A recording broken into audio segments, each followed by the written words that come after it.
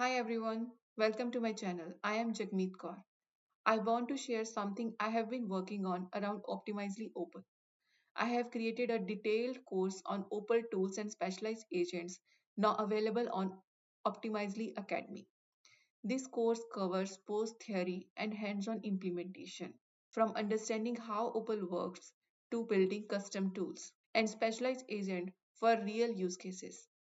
I'll share the link of this course in the description. It has around 15 short videos with both theory and implementation. I will also share a link for the GitHub repository. It has all the code that is associated with this.